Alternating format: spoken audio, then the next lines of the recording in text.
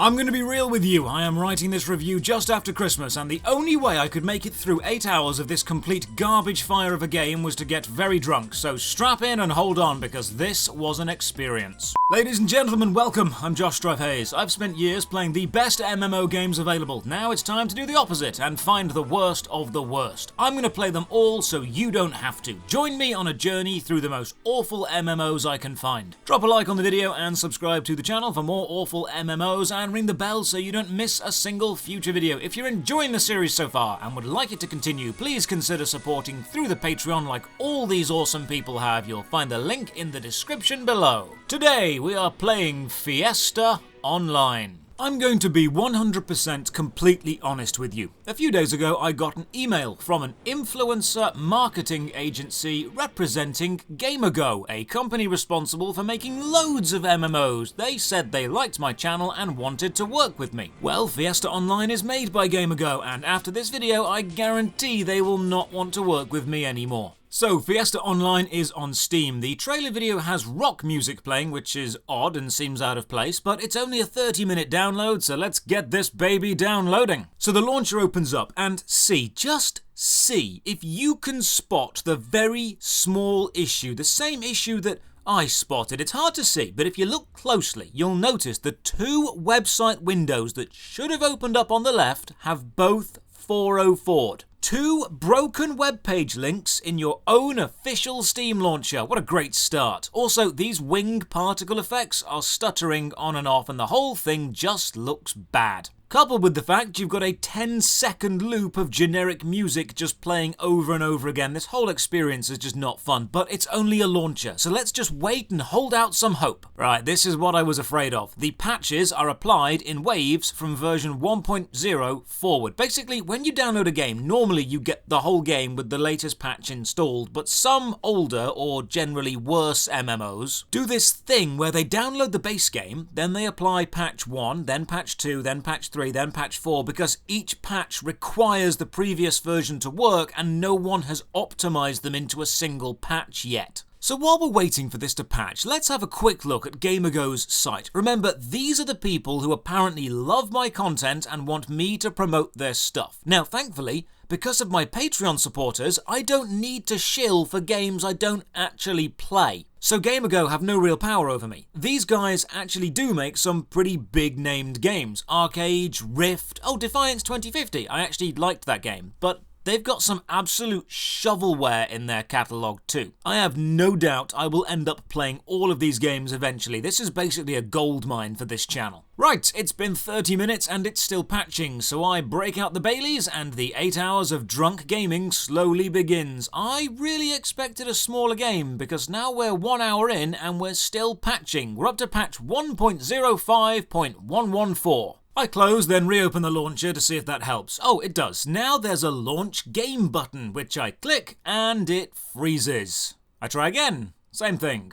I try launching the game from Steam. No luck. I launch as an admin, just constantly freezing. I also love how Steam says I've played 113 minutes of this game so far when all I've done is watch patches download and listen to a 10-second loop of music. I wonder if other Steam users are having this same problem, so to the discussion threads we go, and this fantastically titled question has the same issue and someone in the comments has seemingly solved it. Apparently the Steam version of the game launcher is connected to servers that are now offline, so you need to download the launcher from the official website.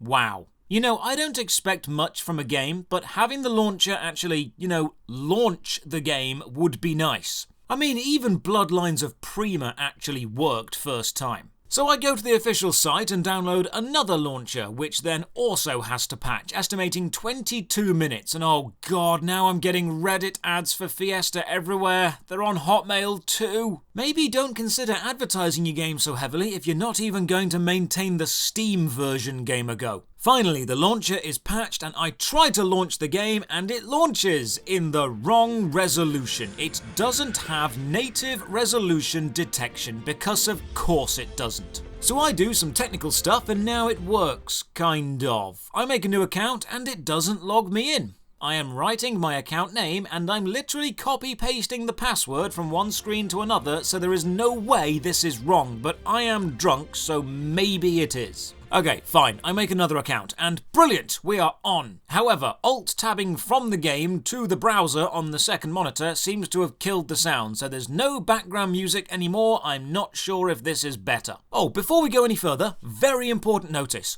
All GamerGo games download the Zing Code 3 anti-cheat software, which is an incredibly invasive program that gives itself way more permissions than it needs and is also found in Rift, Terra, and Black Desert Online. So before this video ends, I need to remember to uninstall this and then delete the file using manual registry editing, because it really is that bad. Found the first bug. Clicking on the drop-down arrow for the resolution selection, I click on 1920 by 1080 and it gives me 1920 by 1440. Every time. It does not allow me to have 1080. Nope, not happening. The only reason you can see it and I can play the game is because I'm watching the game through the screen recording software and I can resize it. You know what? Fine, I'm done arguing. Play your game at your stupid wrong resolution and I will play watching the wrong screen. Finally, 3 hours after trying to download this game, we are in. Character creation. You've got 5 classes to choose from and 1 elite class. I go with Archer. Character made. We go into the tutorial and this loading screen looks like it's straight out of a PlayStation 1 era game, and not a good PlayStation 1 game like Dino Crisis or Tenchu, one of the crap ones. WASD movement. We have someone talking to me, but I want to explore the movement first, so I run around a bit and within 10 seconds I have clipped inside a house. It's not even a hard to reach house, it's literally next to where the tutorial begins. You haven't even got collision detection on a wall next to where the player starts the game. So I run around for a bit and then this happens. You want to know what this is, what you're watching right now? This is me holding W. Nothing else. I couldn't even believe this. So here is a video I took on my phone to prove this is what happens when you run into a wall.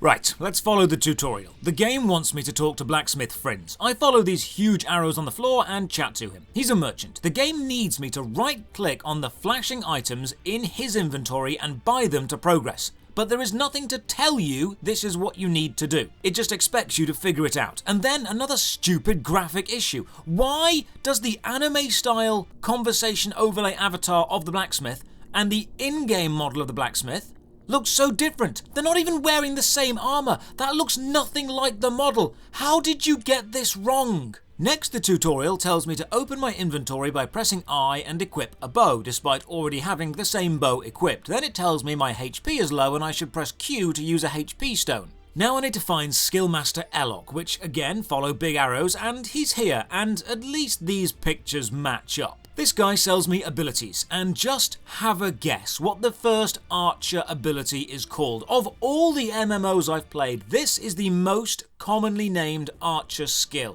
Every game, without fail, has a skill called aimed shot, and I am glad to see the tradition continues. Now we go to the healer and buy HP stones. This tutorial is just sending me to people and explaining what they do in the most boring way possible. Now press C to open your character page and spend your points on stuff to get better. We already have some stats, so into strength you go, because I just want to power through this. Chat to Ezra, and how have you done this? You've managed to get the animation overlay and the in-game model perfect, but the colors are wrong. The model is red and the animation is green. How did this get past quality control? Did anyone check this? This is a super simple fix and you've not bothered to do it. Oh, also the quest dialog boxes move around like comic speech bubbles. There's no main chat window, so you're clicking all over the place to continue any conversation. The game lets me know that Q uses HP stones and E uses mana stones. I can tell you right now, mana stones won't be relevant for this entire video. And here's something I just noticed. Why the hell is my entire UI Christmas themed? Why are there candy canes sticking out of places and tinsel and little Santa faces around everywhere? I don't mind this, but what I do mind is the fact that I don't have a choice. This is how the UI must look over Christmas, but God, that's not even the worst part of the UI design. Hover your cursor over the icons to the bottom right and you'll see the icon's name and hotkey for it pop up in a little tooltip. But instead of putting the hotkey in brackets like every well-designed game, they've written I key, O key, M key. You don't need to write the word key after every single one. You've not even put a space between the apostrophe and the word key. Look, this isn't a mechanically game-breaking bug, but I'm quite drunk now, so I'm going to nitpick everything in this game. Opening the journal lists your quests, but the background has been updated with a garish Christmas-themed tiled pattern which is ugly and stupid. Right, our first quest, kill 3 guards and open 3 cages. Let's see how engaging the combat is. It isn't. I kill every enemy in one hit, even with a basic attack, and the cages open instantly. Also, when you finish the quest, you don't need to return to the quest giver. You can just open your journal and get the reward there, because the game is probably designed for people with 0 attention span. The next quest sends us off to kill a giant demonic demon, because the designers don't know what pacing is and decided that yes, this seems like a reasonable escalation of difficulty. Turns out I spoke too soon, because they neither know what pacing is nor what difficulty is, because you can kill the demon in a few seconds. How am I so powerful? Well, I suppose within 10 seconds of existing I did phase through a house, so maybe I'm a wizard. With the demon dead, we hear a message from the actual bad guy, someone who wants to be the supreme ruler, and this writing honestly is making the worst fanfiction look good. Everything in this game reads like a 12-year-old wrote it. If you gave an antisocial teenager with 0 writing skills who only ever listened to the Rasmus and only ever watched edgy anime the task of writing an MMO opening, they would come up with something better than this. Now I'm treated to this catapult animation. It's not major, but it does annoy me. It launches a flaming metal band covered ball to this crater, but you can't move into the crater and get hit. So it's just pointless set dressing. If you're going to have a battlefield, let me get hurt on it. I followed the arrows to stop the evil overlord. Honestly, I'm not even sure I want to. If they asked me to join them, I'd probably jump at the chance. Anyway, we meet the bad guy, then we fight the avatar of Pargle. Who is Pargle? Why are they attacking? Why are we defending? All very good questions, and none of them are answered. Also, this fight is just... How can I describe this? How could I use my mastery of the English language to fully convey exactly the feeling that I got when playing this game? Ah, right, I've got it. This fight is shit. The enemy just attacks the 3 guards and I just stand here slowly shooting a god with arrows. Then an angel appears and says, I will save you. Honestly, love, I'm doing fine. A few more hours and this god is going down. But she insists and says she will save us by sending us back in time before these events began. Which is like the start of Rift, which is another game made by Gamergo where you go back in time before the great battle against a god. Maybe Gamergo just has a type of game that it really likes. Now we're done with the tutorial and we can explore the main game, and holy Christmas Batman. Okay, so I'm recording this on the 3rd of January. Christmas was 9 days ago. So not only is this late, but my God, it's obnoxious. The forced Christmas UI is one thing, but the repetitive Christmas music in the background is quite another. So this is the main town, and hint windows keep forcefully popping up and telling me stuff in large info dumps. Apparently I can move using the map, but only up until level 60. What an odd design choice, to give players ease of movement up until the end game. That seems backwards. You want your players to experience the world at the start of the game, not at the end. You can move using the W, A, S and D keys, but you can also left click. Now normally, you're able to talk to NPCs by left clicking on them, but nope, my game is broken. Nothing is happening. I decide I should quit, close the game and relaunch it to see if that solves the problem, and while doing that I take a quick glance at the Steam player charts. I am amazed that 2 people actually got this game to work on Steam. Back in the game, and cool, now I can actually talk to NPCs again. Julia gives me some stones and sends me to the village leader, who for some unknown reason is dressed like a 1920s British explorer. He explains the journal, which is the quest log, and how it not only shows active quests, but local potential quests as well, so we can always locate something to do, then sends me to Weapon Master Zach. While walking up these steps, I realised something odd. You don't have a shadow. Not even a circle with soft edges underneath you. You look like a layered over animation just moving around with no light sources reacting to you at all. If this was a stylistic choice, it is a bad one. Weapon Master Zach needs me to go and kill some slimes in the forest. If you are playing crap MMO bingo, I think killing slimes is the free central square. So I go and do that, but again, the forced helpful pop-ups just keep springing up. The game says you don't have a choice, Josh. You will look at the helpful things. The game demands it. I kill 5 slimes, they die in 1 hit because we can't have combat being engaging, can we? Oh, and also issues with picking up items. Clicking on an item dropped by an enemy makes you run over to that item, but doesn't pick it up. You need to click it again while you're directly next to it to pick it up. I hate this. I'm not clicking the item for no reason, game. I want it. Just put it in my inventory. You don't need to check that I'm sure every single time. Head back to Zach and he rewards me with a choice of 5 possible boots, but there's only 1 pair suitable for my class. This is a system that so many bad MMOs use. Giving me a choice of 5 with only 1 viable isn't a choice. Just give me the boots for my class and stop pretending I have any authority here. I take the stupid boots, go back to the blacksmith, and he needs 5 mushrooms killed, so back we go. Mushrooms also die in 1 hit, making them mechanically no different to slimes at this level, and seeing as this is the lowest level, they will never ever be different to slimes, meaning there is no reason for these enemies to actually be different. I realise there's going to be a lot of running, so I rebind auto run to the T key, and then I try to auto run but find another odd mechanic. See, I've made a video explaining how you can judge MMOs in only an hour, and this is one of the weirder tests that I do. Auto run should be cancelled by pressing the auto run key again or by moving forwards or backwards only. Side to side movement, turning or jumping should not cancel auto run.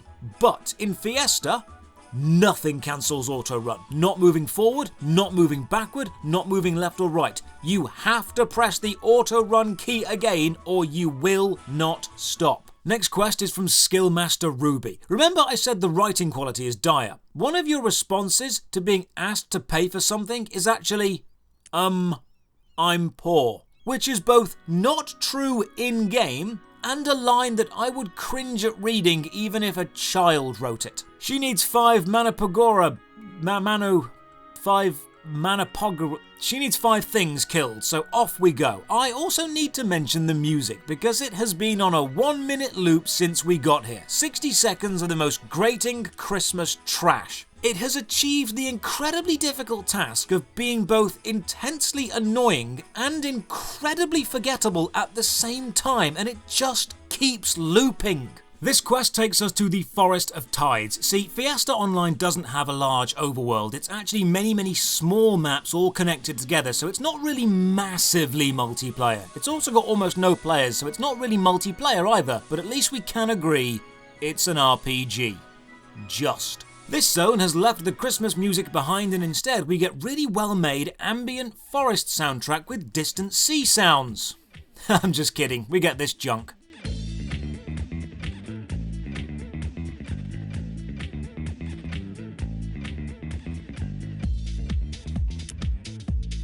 Who thought this works? Who said, yes, for our first adventure zone, a forested seashore, we need some 90s funk with a generic beat and it needs to loop every minute? If you told me the audio designer's 10-year-old son made this on a Casio keyboard, I would believe you. We kill 5 things and discover there's no easy way to return. You can't recall to town, so it's just running back all the way. And on my way back, the play help guide keeps popping up. I need to stop this, so I go into the settings and turn it off, which will hopefully also stop the horizontal line tip that keeps appearing in the middle of the screen. Finishing this quest teaches us about the quest alert indicator, the jeweled icon in the middle top right. Basically, you can click on that and see any local quests, then accept them without actually talking to the quest giver, then complete them, then hand them in, all through that interface. Because, you know, having an immersive world and player exploration is for losers. Just do everything through menus. Oh, but doing this still shows the quest conversation.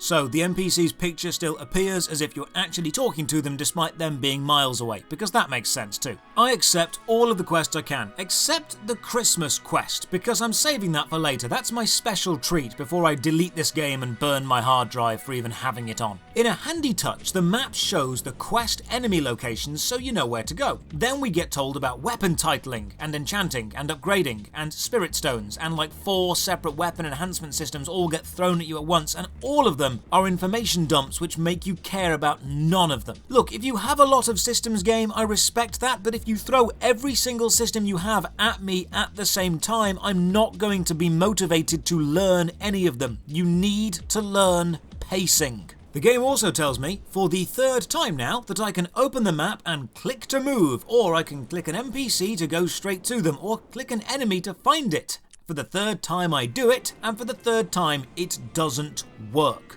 As far as I know, you cannot move by clicking on the map, or an NPC icon, or an enemy icon. The map movement straight up does not work. And why is this goddamn help guide still appearing when I turned it off earlier? Does the game just not listen to your choices? I tried to set the resolution to 1080 and the game was like, no, you're playing in 1440. Then I turned the help guide off and the game was like, no, help guide stays on. Well, I guess you know how I enjoy MMOs best, game. I finished the quest and now I'm told about the Holy Promise system, which sounds all mystical, but it's basically just a mentor system. Old players get gold for helping new players and new players get boosted experience. I'd happily sign up for it, but there aren't any old players around. As far as I can tell, I am the most experienced person right now. While killing this gang imp, another realization. I haven't adjusted the in-game audio at all, and this is what fighting sounds like.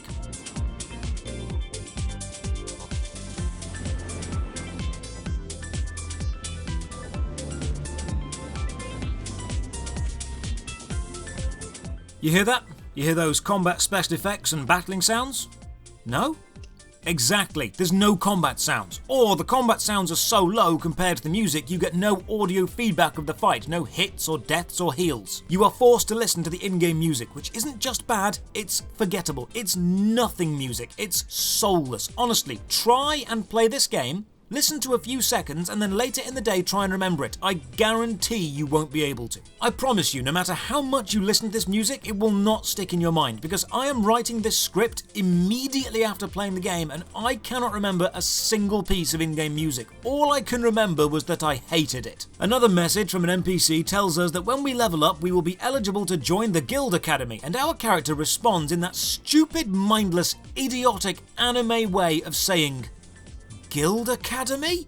As if there's no fucking clue what those words mean. Yes, you idiot, Guild Academy. Two very easy to understand words. Use your context clues and figure out it probably means an organization where we can learn new skills or become better at stuff. How did that concept confuse you? Earlier you were fighting a god and now two very basic words seem difficult. I hate when games make me play a brainless moron. I open up the quest menu and accept everything. It's all sending me back to the same map, so may as well be efficient here. You know, while running around and looking at the god-awful scenery and listening to the god-awful music, I'm reminded of an actually really good old game. Slight tangent, but a few of you might understand this. You see, years ago, the PlayStation 1 had demo discs released with magazines each month, and my parents would buy them for me, and there was this program called Net Your Rose where you could make your own games, and sometimes they'd be included on the discs. And one day I found a game called Terra Incognita, and it was just goddamn brilliant. A third-person short action-adventure puzzle game made by Mitsuru Kamiyama, who, by the way, went on to be technical director on Dragon Quest XI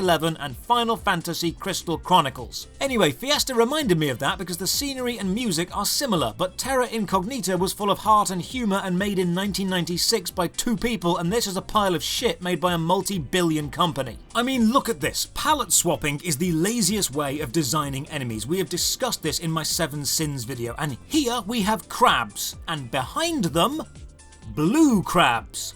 Literally called blue crabs. Same model, but a little bit more blue. This is dire. If you designed this, you should be embarrassed. Oh, and the item icons that enemies drop, they're not 3D models. They're 2D player-facing sprites. You can move the camera around and see them. You can even make them virtually disappear when you look at them from above because they only have 2 dimensions. I was going to say they look like something from the 16-bit era, but that's unfair because the 16-bit era looks good. These look like poo. Now for the greatest moment so far, we get our first mount. Now normally games like this give you a free mount to show you what you can expect, and the free mount normally looks awesome to tempt you into buying it. So what do we get here? A hobby horse. And not only is it a hobby horse, it's a hobby horse that clips into our character model so it looks like we've just shoved a stick up our ass. But amazingly, that's not the worst part. The worst part is the face. which blinks. They've just taken the head from a regular horse with giant blinking eyes and rammed it onto a stick. This is terrifying. If I have nightmares, this will be in them, but I've got a game to play. So with that sorted, me and my blinking horse head fly away with my magical arse stick. There is a forum icon to the bottom right. It is the only icon without a hotkey. I wonder what this does. Oh, it launches the forum, and it also kills the in-game sound whenever you're on the forum window. What great optimization we have. You can also see how popular this game is, when the hot topic of the week has 600 views and 0 comments. Here's something I didn't even write in the script and only noticed when I was actually editing the video. Look at the background of the message board window. See how it's the Christmas icons? They haven't bothered tiling or scaling it. They've just stretched the one graphic they've got to fit across the box, and it's pixelated all the pictures. This game also has so many overlays, and they all stack. If I just click around on every icon, I can get everything to pop open and stay open, and they all have various levels of transparency, but then I get to the help menu and I realise how badly designed this game truly is. You see, this is the help menu. A list of topics, and the last topic is guilds, but there's a bronze arrow at the top and one at the bottom pointing down, so this clearly isn't the end of the list. You'd think if I clicked on these arrows it would scroll the list up or down to help see the remaining topics, right? Wrong.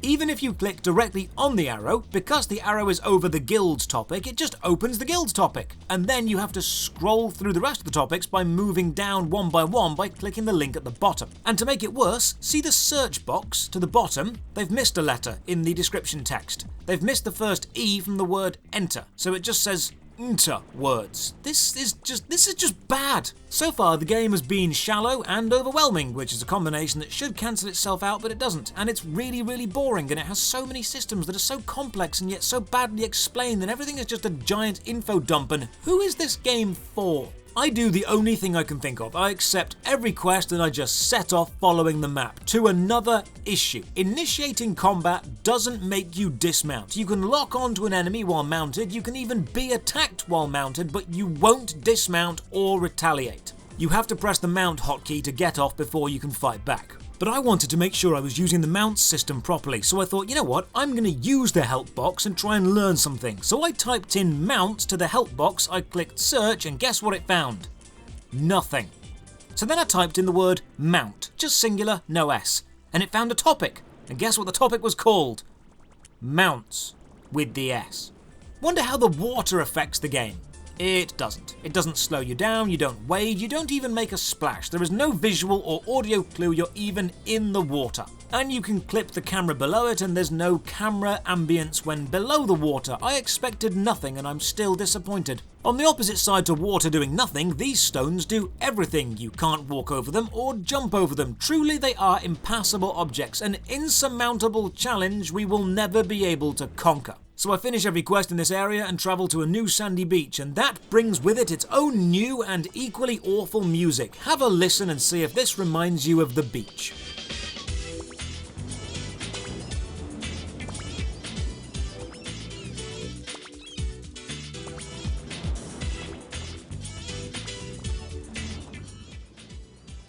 I kill some enemies, get some honey, and find an enemy card. So Fiesta Online does have one system I actually really like. Any enemy can drop their trading card, and then you can complete your trading card collection. I like this system because it means even low-level enemies can have value, and I personally enjoy the process of collecting trading cards. I kill some wolves, then go to take a shortcut down this cliff edge, but nope, invisible wall. Very much like Dream of Mirror Online, you cannot move up or down slopes. It's a way of keeping map design easy. You can click the on-screen thing now to watch the Dream of Mirror review. It's bad, but it's not as bad as this. It is still bad though. You know, whenever I'm playing a bad MMO, I always try and find one reason to recommend it. One system it does well that players will enjoy. Just one thing I can say, yes, it's bad, but it does this really well. Now, Fiesta Online has got the card system, but so has Runes of Magic. So Fiesta Online is one of the few games that so far has nothing. There is zero reason to play this game.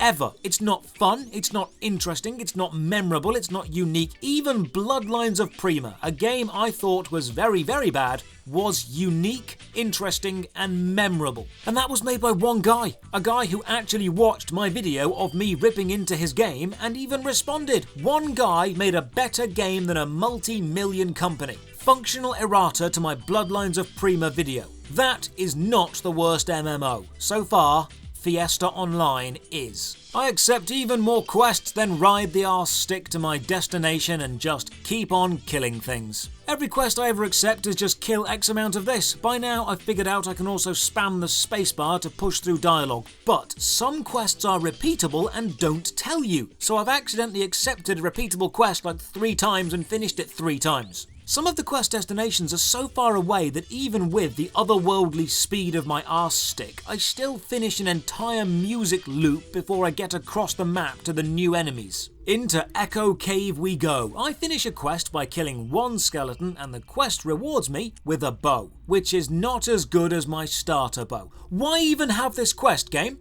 You know what bow you're going to give me. Why would you give me a worse weapon? You are deliberately making redundant items. Who is in charge of this game design? I've been playing this game for about 4 hours, and I like to be thorough with these reviews, so we've got 4 more left to play, so I refill my drink, knock it back, and settle in for 4 more hours of the worst MMO I've played so far. There is no way to overstate how immensely bored I am right now. The only saving grace of this experience is how it's Christmas and I have enough alcohol to get me through this. My next quest needs me to mine some copper, but to do that I need a mining tool. I need to buy those at a shop, so I might come back here later if I can be bothered or remember where this is. Completing all the quests here leads me to the next area, the Forest of Mist. So have a guess at what kind of music we're going to get. Maybe a spooky, ethereal ambience, maybe some high-pitched strings or natural wooden percussion. Maybe it's going to be horror combined with suspense, a misty forest. Ooh. Nope. It's house techno. I'm not even kidding. By now I'm drunk and I've given up even caring, so I spend an hour just playing to the beat of the music. Enjoy.